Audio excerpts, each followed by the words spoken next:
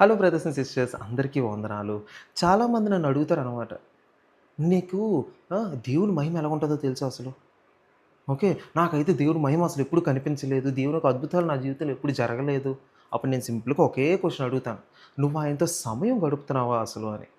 "నువ్వు ఆయన వాక్యాన్ని చదువుతున్నావా? ఆయనతో మాట్లాడుతున్నావా? ఆయనకు ప్రార్థన చేస్తున్నావా?" అని. ఎందుకంటే ఒక నిజం ఉంది. ఒక సత్యం. నువ్వు దేవుని యొక్క స్వరాన్ని పట్టించుకోకపోతే ఆయన సన్నిధిని ఎలా అనుభవించగలవు? కొంతమంది అనుకుంటారు.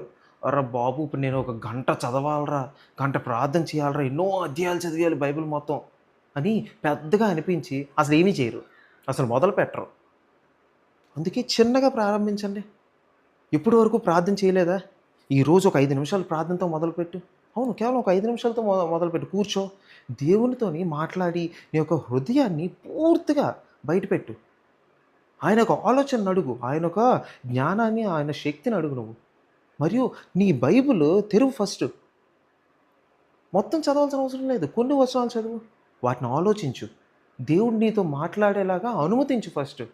ఎందుకంటే నువ్వు కూర్చొని చదవకపోతే దేవుని యొక్క ఆలోచనలు నీకు ఎలాగ అర్థమవుతాయి? ఓకే. దేవుడు నీ దగ్గర నుంచి ఎక్కడో దాక్కోవటం లేదు. నువ్వే ఆయన్ని గమనించడానికి టైం ఇవ్వట్లేదు నువ్వు. ఆయన్ని తెలుసుకోవడానికి నువ్వు సమయాన్ని కేటాయించట్లేదు. నువ్వు ఆయన మహిమను చూడాలనుకుంటున్నావా? ఆయన శక్తిని నువ్వు అనుభవించాలనుకుంటున్నావా? అయితే ఆయనతో సంబంధం నిర్మించుకోవాలి నువ్వు. వారానికి ఒక్కసారి కాదు. లేకపోతే కష్టాల్లో ఉన్నప్పుడు మాత్రమే కాదు. ప్రతిరోజు. ఎందుకంటే నువ్వు ఆయన సన్నిధిలో జీవించడం మొదలుపెడితే నిరంతరము ఆయనను వెతికితే నీ జీవితం మారిపోద్ది. నీ యొక్క ఆలోచనలు మారిపోతాయి. నీ యొక్క హృదయం మారిపోతుంది. నీ హృదయ అంతరంగాల్లో ఉన్న తలంపులు మారిపోతాయి. నీ యొక్క ఆలోచనలు మారిపోతాయి. నీ జీవితం పూర్తిగా మారిపోద్ది. ఒకరోజు దేవుడు ఎక్కడా అని అడగడం ఆపేస్తావు. ఎందుకంటే అప్పుడు ఆయన నీలోనే ఉంటాడు కాబట్టి. నీతోనే ఉంటాడు కాబట్టి ప్రతి క్షణము నీ యొక్క ఆలోచనలో ఉంటారు కాబట్టి. సో, అందరూ ఈ రోజు నుంచి ప్రార్థన చేయడం మొదలుపెట్టండి. బైబిల్ చదవడం మొదలుపెట్టండి. దేవుడిని ఆయన చెప్పిన అడుగుల్లో మీరు నడవడం మొదలుపెట్టండి.